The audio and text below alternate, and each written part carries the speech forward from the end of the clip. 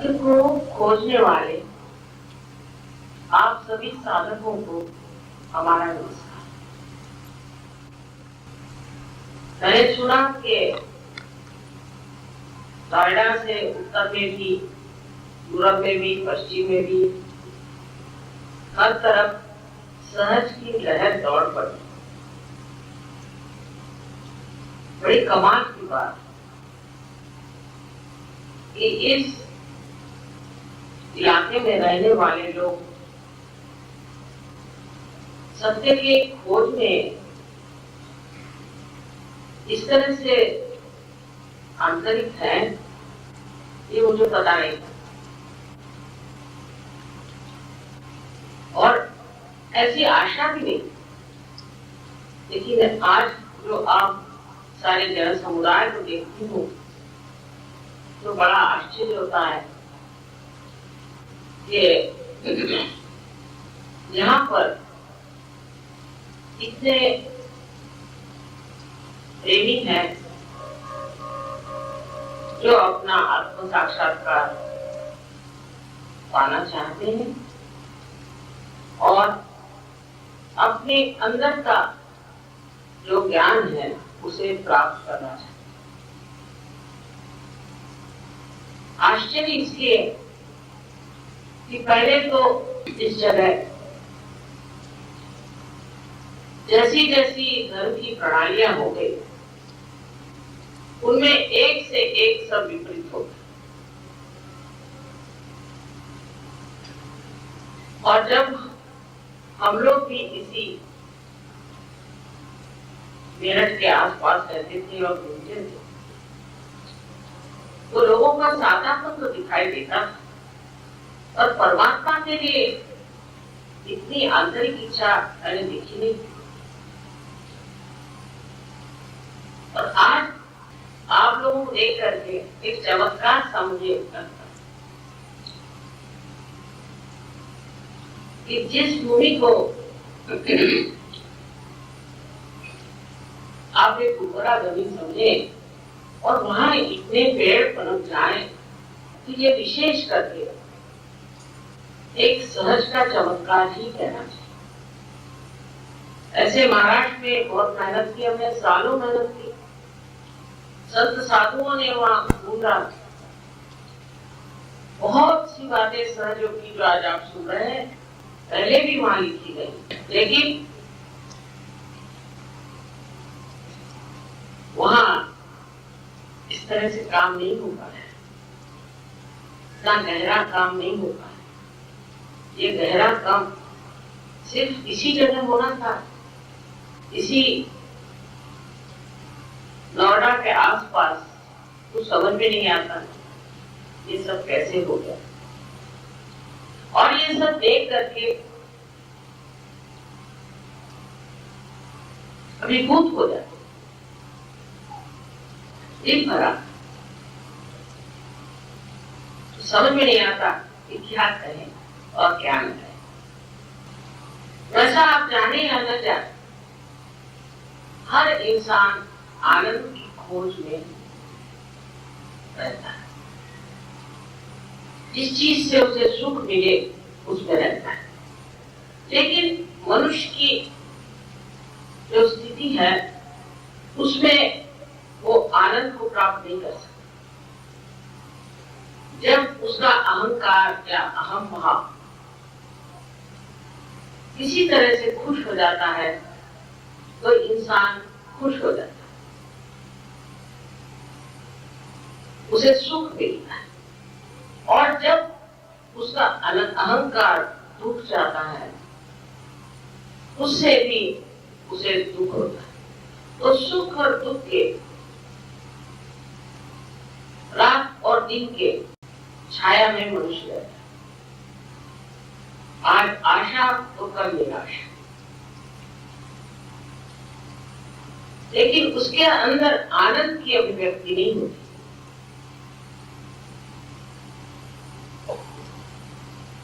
जो सुख और दुख वो अपने अहंकार से प्राप्त करता है वही अपने संस्कारों से भी प्राप्त करता है। जैसे कि हमारे संस्कार हैं कुछ, अच्छे संस्कार हैं।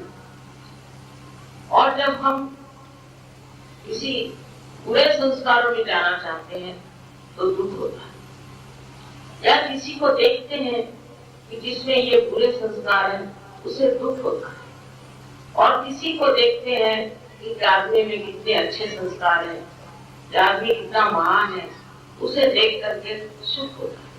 तो सुख और दुख के आंदोलन में मनुष्य का जीव भटकता है। आनंद की प्राप्ति सिर्फ तब होती है जब आपका संबंध उस चारों तरफ फैली हुई चराचर की चैतन्य सृष्टि से होता है। इसको पातंजलि ने उत्तम बड़ा प्रज्ञा का बड़ा भारी नाम दिया, लेकिन है चीज वही, इसे हम ब्रह्म चैतन्य कहते हैं। ये जो ब्रह्म का चैतन्य चारों तरफ फैला है, ये बड़ा भारी एक सत्य है। और जो ये आज आप जो फूलों की सृष्टि देख रहे हैं, ये जो सुंदर सब चीजें देख रहे हैं, ये सब उसी चैतन्य का कार्य है। जितना भी जीवंत कार्य है वो ये ब्रह्म चैतन्य करता है। और जाने न जाने मनुष्य भी उसी ब्रह्म चैतन्य के साथ योग घटित होने के, संबंध जुड़ने की मन में इच्छा रखता है, पर उसको कभी कभी ये मालूम नहीं।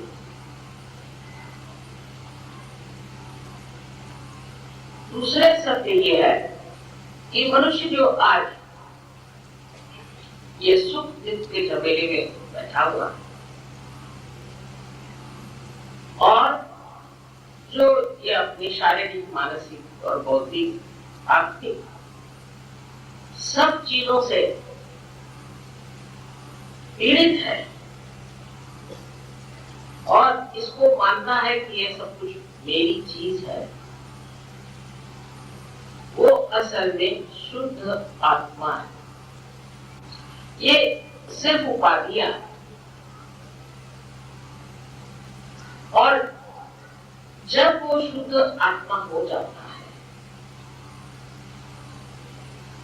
तभी उसमें आनंद का प्रकाश आने लगता है। अब आनंद के भी अलग अलग स्वरूप हैं। एक आनंद होता है जिसको इंसान महसूस करेगा और जब सबसे मिलेगा, देखेगा इतने सारे लोग अच्छे हैं और मैं भी उन्हीं में से एक हूँ और मेरे अंदर इतना परिवर्तन आ रहा है, तो उसमें स्वानंद आता है।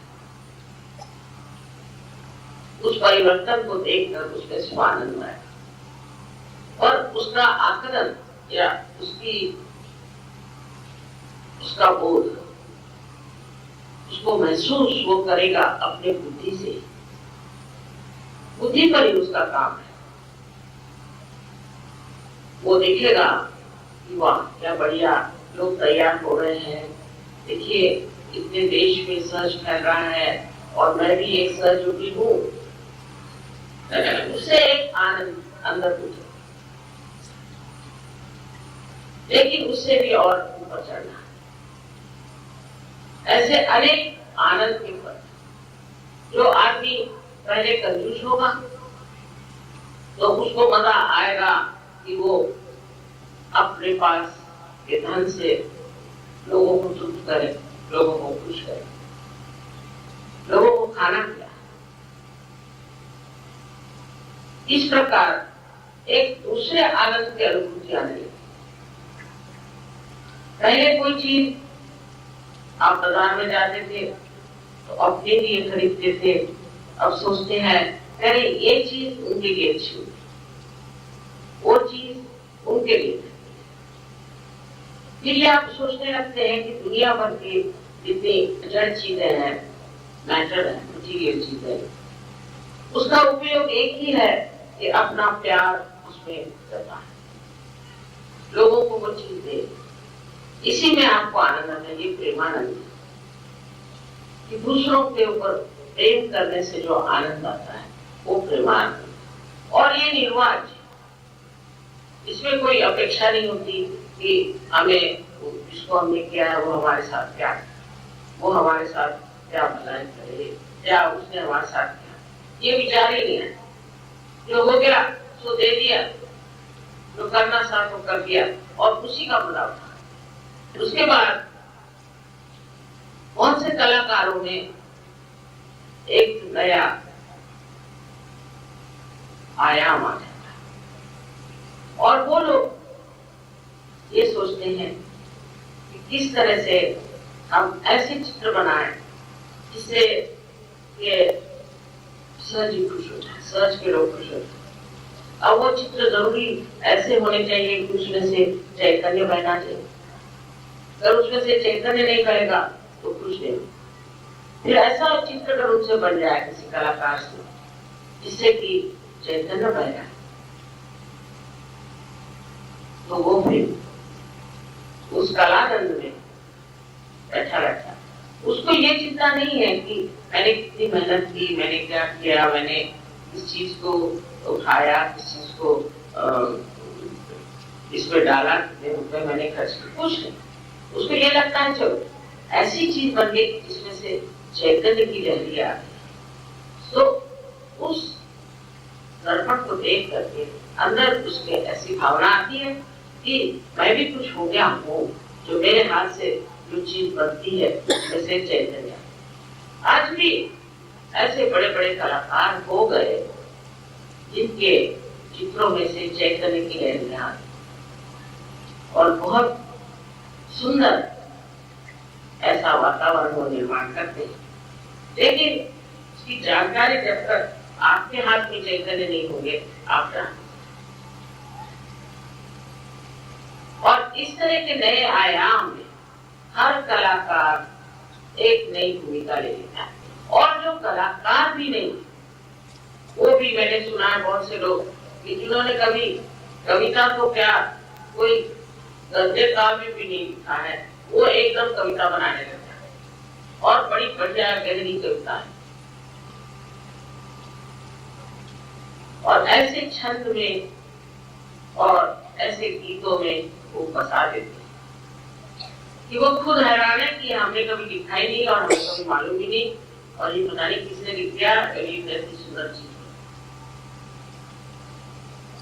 और उसके गाने में जैसे अभी यहाँ लोग गा रहे थे, इतने आनंद से झूम झूम, क्योंकि उसके अंदर की जो चेतन शक्ति है, चैतन्य है, वो आपको आनंद देता है। और ऐसे कला के आनंद में आप विभोर थे और आप ये भी जान रहे थे कि आप सबको आनंद दे रहे हैं, सबके अंदर चैतन्य में है। हर कला के अंदर से चैतन्य बह सकता है, हालांकि उसको बनाने वाला, चलाने वाला, कहने वाला, गाने वाला ये मनुष्य, लेकिन उसके अंदर से चैतन्य की लहरियां ऐसी निकलती हैं कि जैसे कोई साक्षात मुरली बजा रहा। इन सब चीजों का सहयोग में बहुत ही बड़ा हमने प्रदर्शन देखा है हर जगह, हिंदुस्तान में नहीं बाहर भी हर जगह कला एकदम से प्रस्फुटित हो गई। बहुत से कलाकार जो हमारे सामने बजाने आए आज दुनिया में, विश्व में मशहूर कलाकार हैं, और बहुत से कलाकार खासकर प्रदेश में संगीत में इतना नहीं किंतु कला में, पेंटिंग्स में बहुत नाम कमा रहे हैं। इस प्रकार हर चीज में मनुष्य को एक तरह से भी नया आनंद है। इसलिए बहुत से लोग जो कार्यशील है और कार्य में है,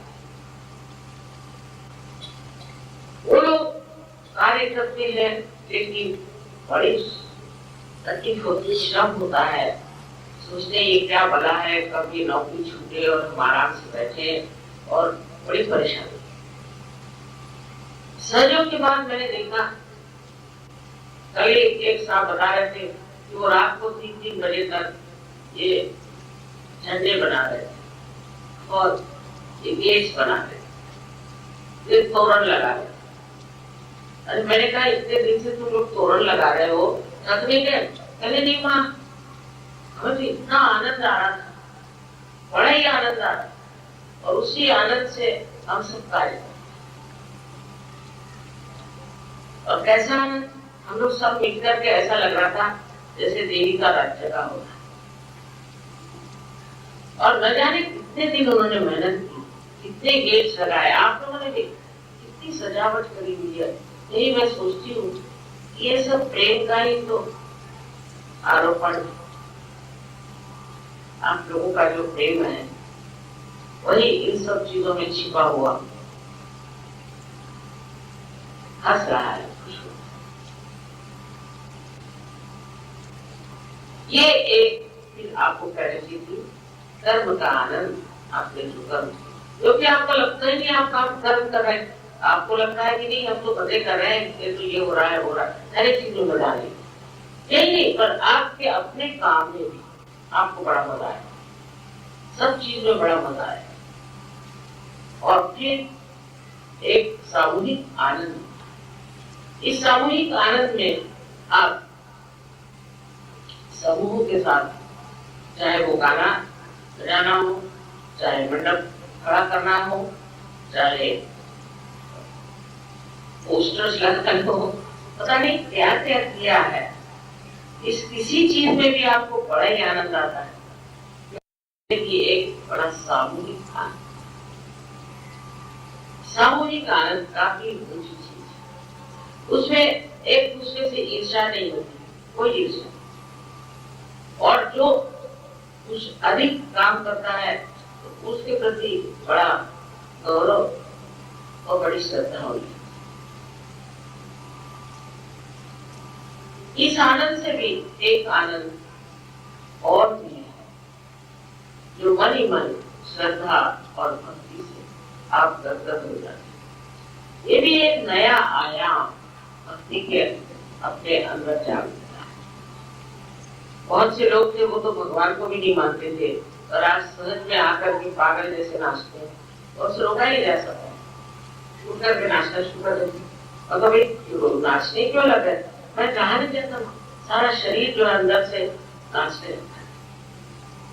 तो नृत्य का आनंद जैसे हो, उस तरह का आनंद आने लगता है।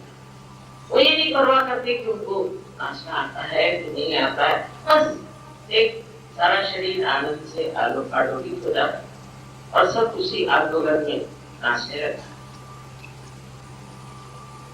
लेकिन इसके साथ ये नहीं है कि कोई आडंबर, साथ से सारा काम, उसमें किसी तरह की शिकायत नहीं, और सब आपस में प्रेम से शादी बर्दाश्त करते हैं।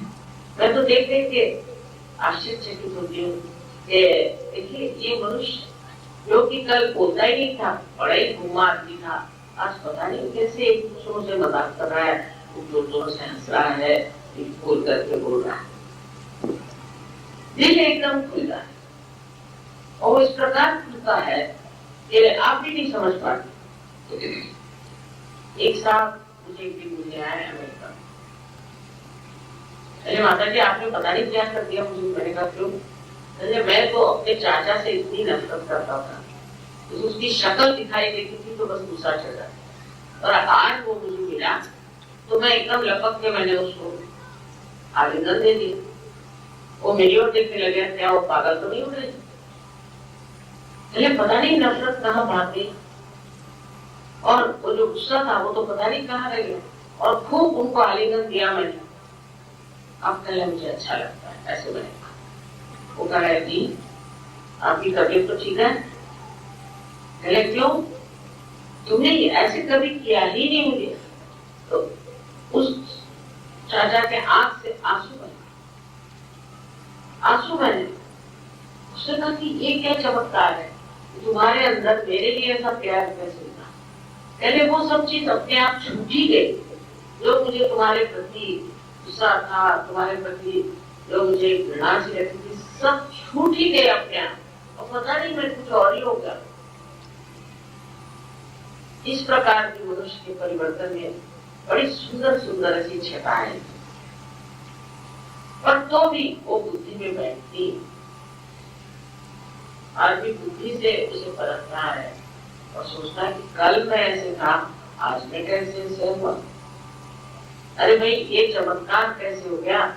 मेरी तो ये परेशानियां थी और ये परेशानियां मेरी छूट गई। वे परम चैतन्य है, आप उसके दरबार में आ गए, फिर वो तो सारा काम इतना अचूक करता है और किस तरह से संभालता है, ये बस आप देखते ही रहिए। लोग मुझे हमेशा लिखते रहते हैं, माँ ये चमत्कार हुआ, वो चमत्कार हुआ। इतने चमत्कार लिख दीजिए। तो मैंने किसी का भी लिख रखो, ये क्या क्या चमत्कार की बातें कर रहे हैं, तो किताब ही छाप दो। एक महीने में उसके सर तक तो सारे दोनों तरफ में फाइलें बन गई। उसने कहा मैं इसमें से कौन सी चीज छापूं, आप निकाल के। अगर मेरे पास समय कहाँ है निकाल। और फिर एकदम बहुतों को मैंने देखा है कि कुछ इस मामले में लिखने की, विचार करने की, इस ओर ध्यान देने की भी इच्छा है।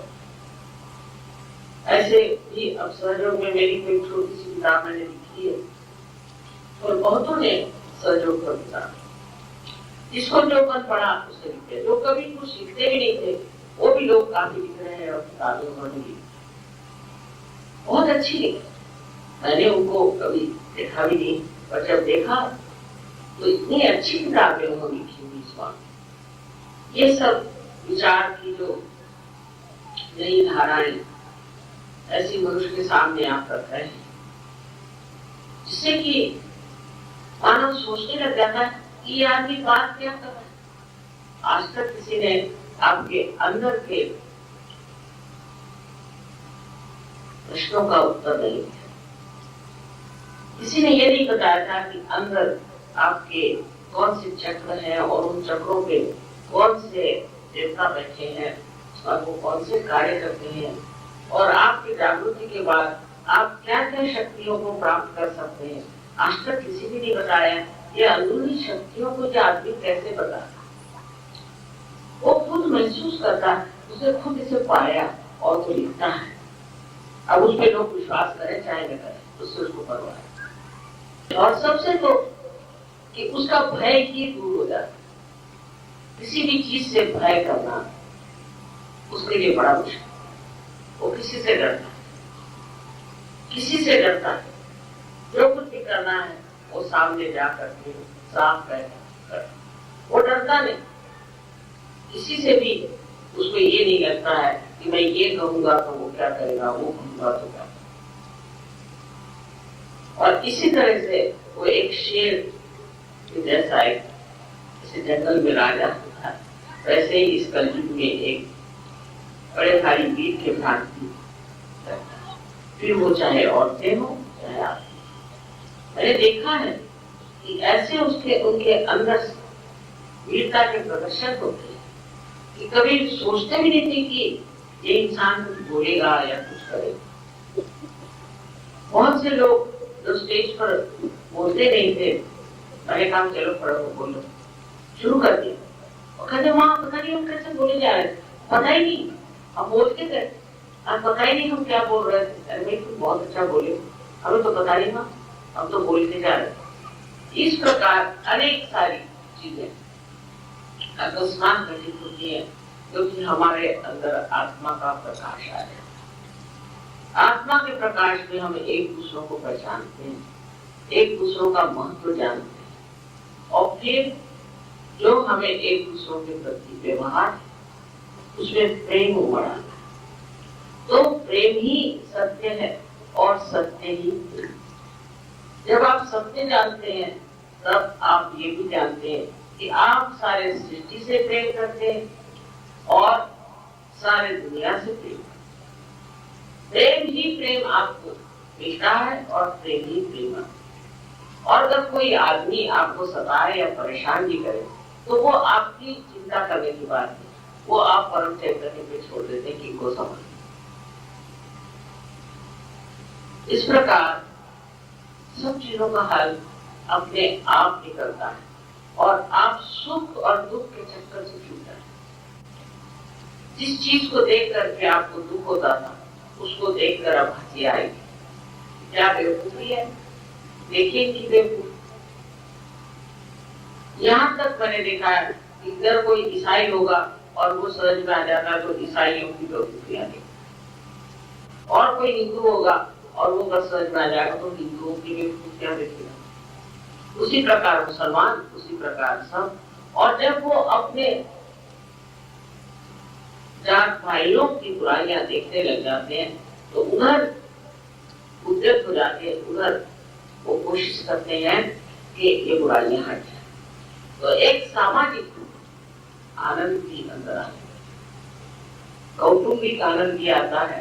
जब आपकी पत्नी भी सहयोगी हो, बच्चे भी सहयोगी हो और आप भी सहयोगी हो, तो सब साथ बैठकर तो कोई बात ही नहीं करते, सहयोग की बात करते हैं। और मैंने कहा इतनी सहयोग की क्या बात करते हो? कहने मां कुछ खत्म ही नहीं होती, सहजी योग की बात पता नहीं क्या हम लोग करते रहते, कुछ खत्म ही नहीं होती और कोई बात ही नहीं करती। इस प्रकार एक नया मानव आज तैयार होगा, इसे जान लेना चाहिए। इसमें मेरा कुछ लेना देना नहीं है। मैं कहूंगी कि सबने अपने अपने समय में समय के अनुसार काम किया। जो कुछ भी संतों को करना था उन्होंने कहा किया है, और जिन जिन अवतरणों को काम करना था उन्होंने किया। सारे जितने बड़े बड़े प्रॉफिट्स हो गए और उन सब ने अपने अपने समय के अनुसार काम, उस वक्त वही काम।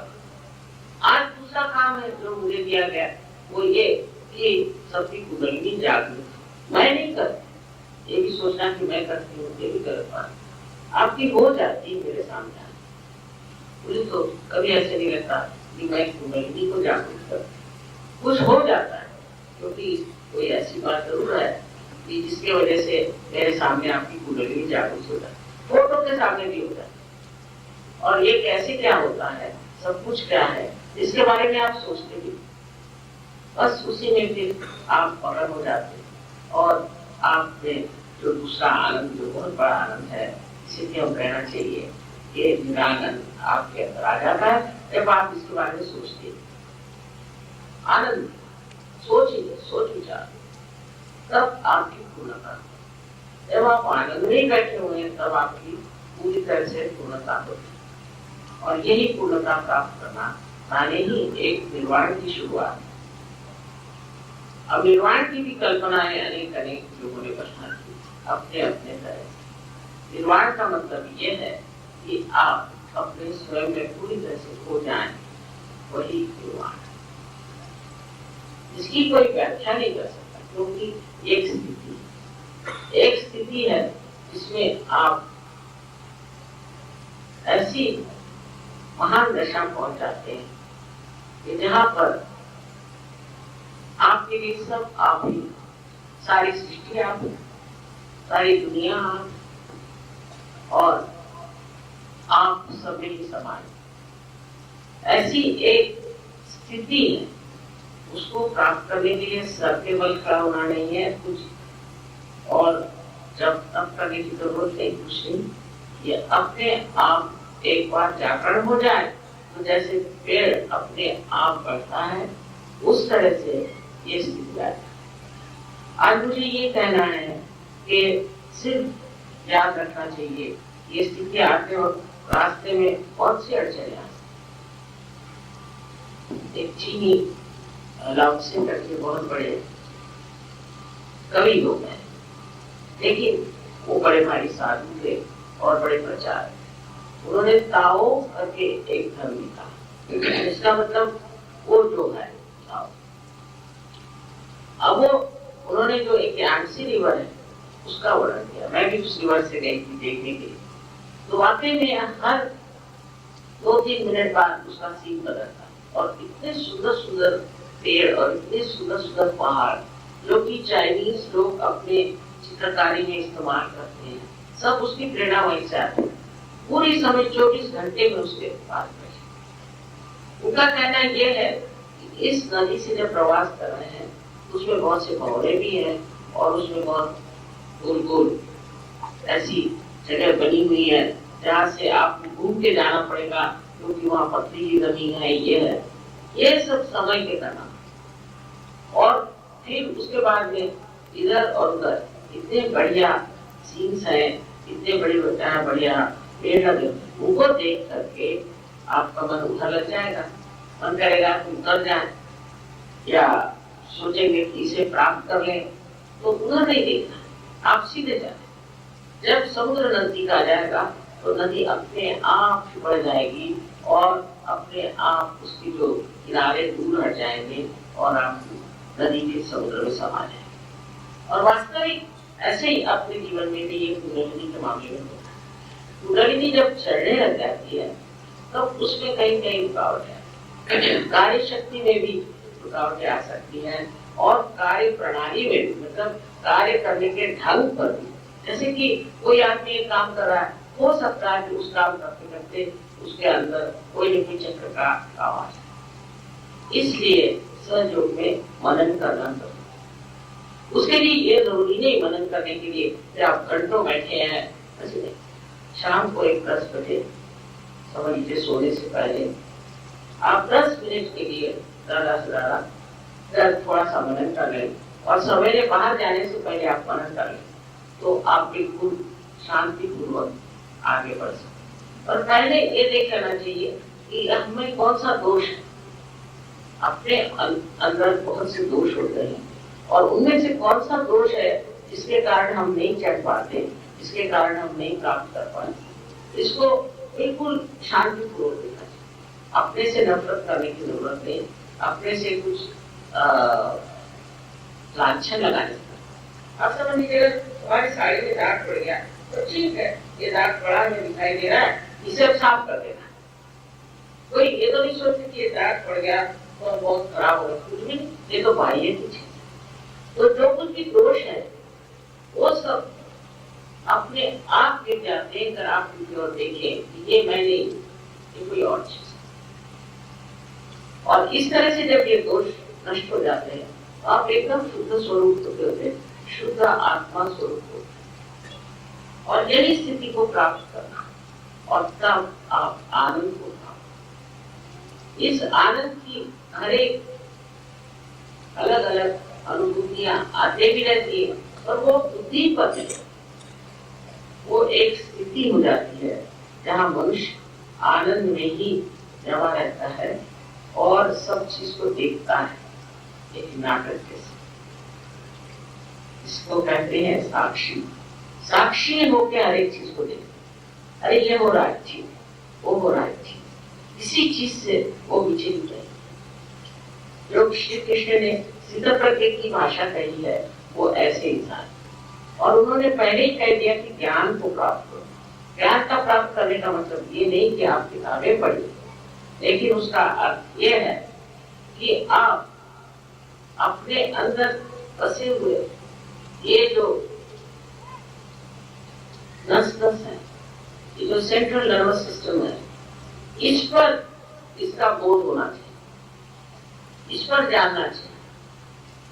जैसे कि एक जानवर है, उसको गंदगी का विचार नहीं होता, मनुष्य को गंदगी का विचार होता है। अब अगर मनुष्य जब कहे कि मैं जानवर हूं तो गलत बात, और जानवर कहे कि मैं मनुष्य हूं तो वो भी नहीं बात। फर्क क्या है कि इनका जो सेंट्रल नर्वस सिस्टम है मनुष्य का, उसमें बहुत सी सूक्ष्म सूक्ष्म संवेदनाएं आती, बहुत जो जानवर में नहीं है। अब इससे ऊंची गति क्या होगी? ऊंची गति होगी कि जैसे एक कुत्ते से आपने ये फर्क है कि आप गंदगी जानते हैं, वैसे ही सूक्ष्म गति ये होती है कि आप जानते हैं ये पाप, ये बुरा है, इसको करना। जो चीजें आपको सर्वनाश की तरफ ले जा रही हैं वो गलत है, क्योंकि आपकी स्थिति ऊंची हुई, आप एक महान स्थिति में आ गए हैं जिसमें से आपके अंदर ये संवेदना आया है, ये गलत है, ये असहज है, इसको छोड़ो। वो अपने आप ही छूटता है, बुद्धि से नहीं छूटता है। यही फर्क है कि निरानंद जो बुद्धि से नहीं छूटता है वो निरानंद के ही आश्रय होता है। जिसमें आनंद ही नहीं छोड़ो, जिसमें वाइब्रेशन नहीं छोड़ो, जिसमें वाइब्रेशन नहीं वो चीज हमें चाहिए नहीं। ये बात आपके अंदर आने लग जाए, क्योंकि उससे वो आनंद ही नहीं आता, इसलिए वो चीज आप छूटते भी नहीं और उसको मानते। इसके लिए कोई बड़े बड़े यूनिवर्सिटी में जाने की जरूरत नहीं, या बड़े वेद और ये और वो पढ़ने की कोई जरूरत। ये मनुष्य की एक स्थिति है। कोई वेद पढ़ के या कोई बाइबल पढ़ के तो हम इंसान नहीं हुए। एक अंदरूनी जो निसर्गता, इसको कहना चाहिए कुदरती तरीके से, जो हमारे अंदर आज एक मनुष्य की स्थिति है, वही कुदरती तौर पर ही फिर वो उच्च स्थिति हो सकती। उसके लिए कोई भी आलम्बन नहीं चाहिए, कोई आरोपण नहीं चाहिए, सीधे सीधे आप उस दशा में पहुंच सकते और उसको आप प्राप्त कर सकते हैं। और ये आपका हक, हर एक साधक का ये हक है और इसकी पूर्ति होने का यही समय है। और आप इसे सब लोग प्राप्त करके और फिर जानिए कि आप क्या है, तब आपको समझ में आएगा कि आप कितने गौरवशाली हैं, आप कितने शक्तिशाली और आप कितने प्रेममय हैं। और सबसे बड़ी चीज आप जानिएगा, केवल सत्य, केवल सत्य, एब्सोल्यूट ट्रूथ जिसको कहते हैं। आज तक लोग जो है अपना अपना बनाए है, ये पता हो जाता है पूरी सत्य क्या है, जिससे चैतन्य आए वही सत्य है, बाकी सब असत्य। और ये सब चीज आ जाने के बाद धीरे धीरे आपको अपने ऊपर विश्वास होने लग जाता है और इस चैतन्य पर भी विश्वास होने लगता है। और इस प्रकार आपका जीवन एक दूसरे स्तर पे आ जाता है। बहुत से लोग इस कलयुग में इस स्थिति में आएंगे, ऐसा मुझे लगता है। तो पहले इतनी उम्मीद नहीं करती थी और अब सोचती हूँ कि दूसरी दुनिया ही बन रही है और उस दूसरी दुनिया में मनुष्य जब पहुंचेगा तब आपका समाज का तो कल्याण होगा, आपके घर का कल्याण होगा, आपके देश का कल्याण होगा और सारे विश्व का कल्याण होगा। एक विशेष समय है और एक विशेष कार्य जिसमें आप सब सम्मिलित हुए। सब लोगों को इसमें आ जाना चाहिए, जितने लोगों को मिल जाए उनको आप जोड़ते चलिए और उनके प्रश्न सब हल हो जाए। इतना ही नहीं, वो समझ में आ जाएगा कि मनुष्य के इस स्वरूप में हमें क्या हो रहा है, क्या प्राप्त करना, हमारे जीवन का क्या, इसका उत्तर साइंस नहीं दे सकते। ये उत्तर आप प्राप्त करेंगे और जब आपको अपने कार्य का लक्ष्य मालूम हो जाएगा तब आप देखिए कि आप आनंद विभोर हो जाएंगे।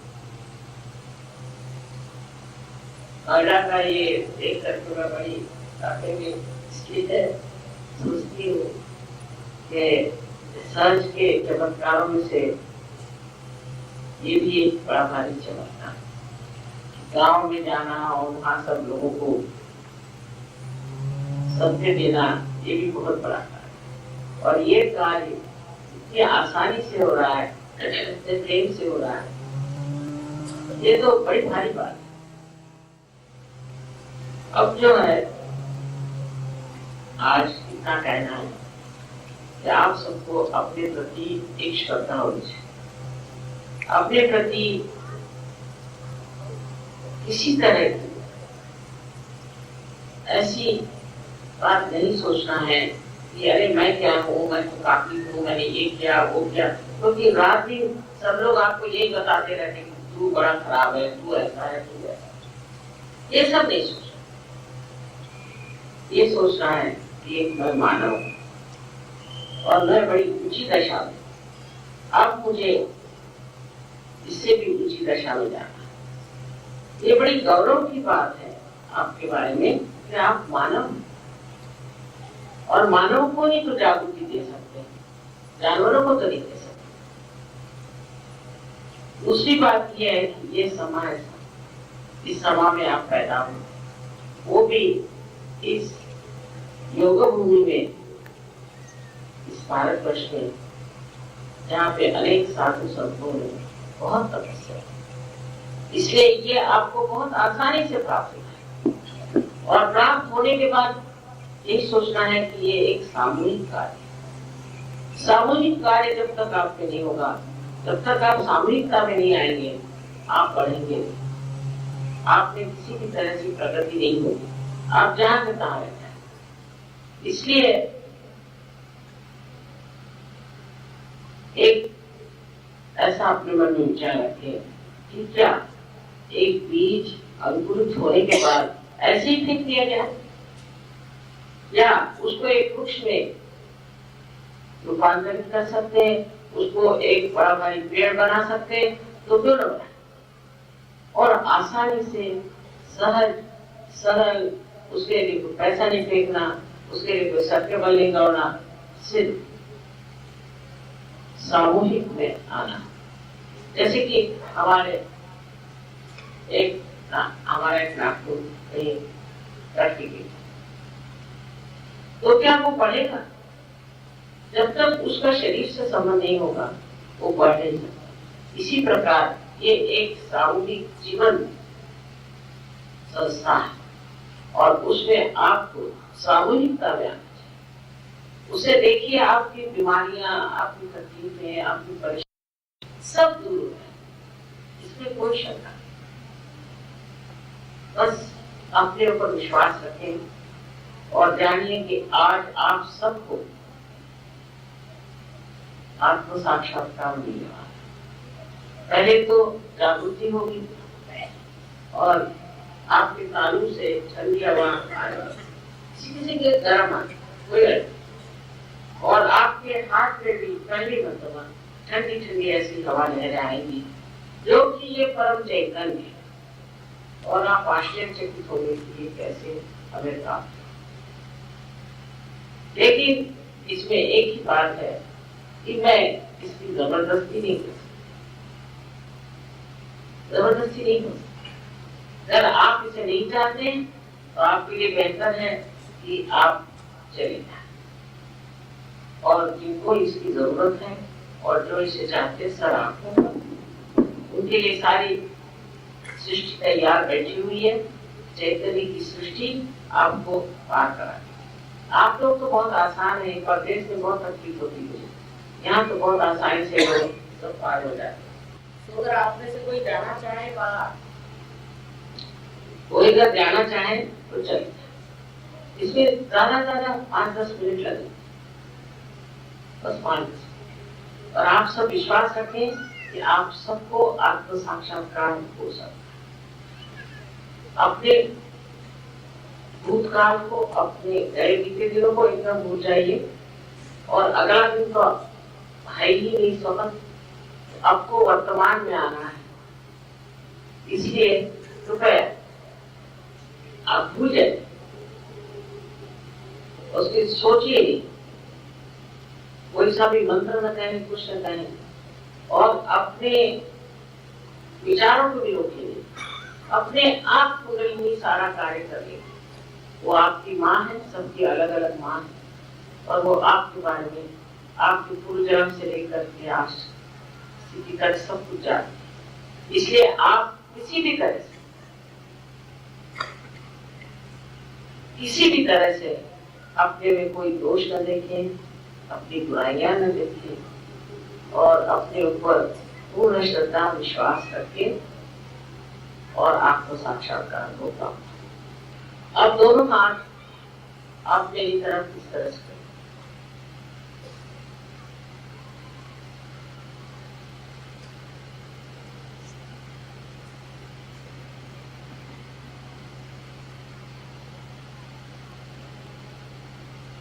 और अपनी आंखें बंद करें, चश्मा भी उतार लें। जब तक मैं न कहूं आंखें न खोली। दोनों हाथ मेरे तरफ इस तरह से ऊपर उठाएं।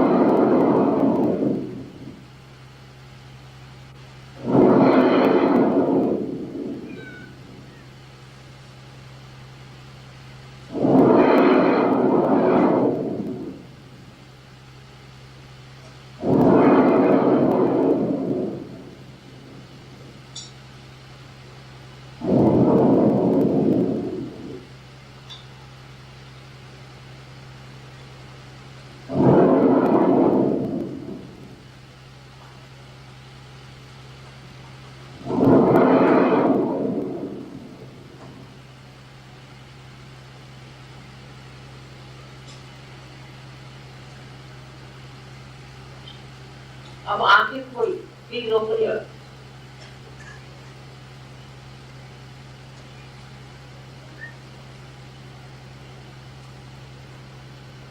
अब लेफ्ट हैंड हमारी ओर बढ़ाएं और राइट हैंड सर पे रखें। छूकर नहीं, ऊपर, छूकर नहीं, ऊपर रखें।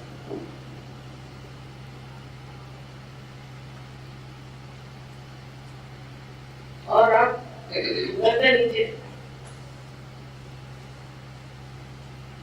अब देखें कि आपके तालू से, तालू जहां पर बचपन में जहां बहुत ही स्निग्ध ऐसी हड्डी थी, तो तालू कहते थे, उस पर हाथ रखें और देखें कि ठंडी या गर्म कोई हवा आ रही है। किसी तरह से hot or cool breeze coming out of your functioning body.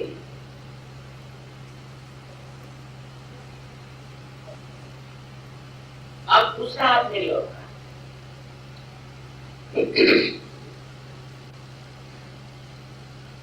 और फिर से गर्दन झुका लें, please put your heads down, और देखिए कि आपके तालू से ठंडी ठंडी हवा आ रही है या गर्म भी आ रही है। तो गर्म आ रही तो आप कह दीजिए कि माँ मैंने सबको क्षमा कर दिया, तो वहां से ठंडी हवा आने लगे। गर्दन झुका, थोड़ी दूरी,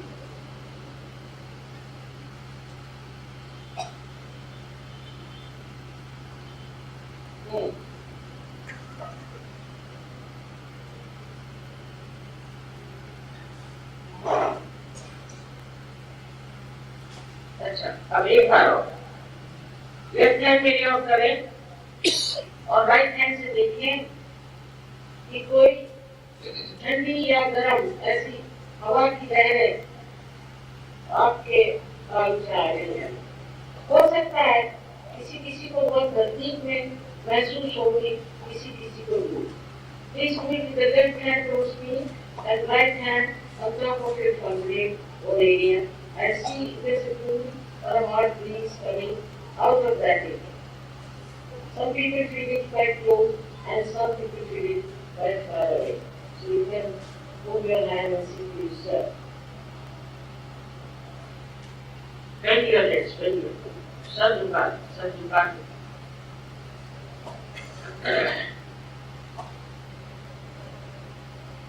अब दोनों हाथ आकाश की ओर और सर पीछे कर। Please put up both your hands and look upwards. अब एक सवाल पूछे कि मां क्या यही परत क्षेत्र में यही ठंडी हवा दिखाई यही परत क्षेत्र में? Now please ask the question whether is this the cool breeze or the Holy Ghost?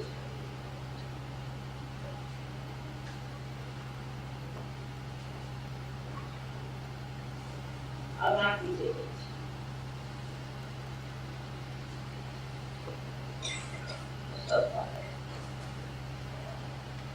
now जिसके उंगलियों में या हाथों में या तालू से ठंडी या गर्म हवाएं आई हो, वो सब लोग हाथ ऊपर करें। All those who are friends, the cool breeze, please. देखिए, आप सब साधुओं को मेरा नमस्कार।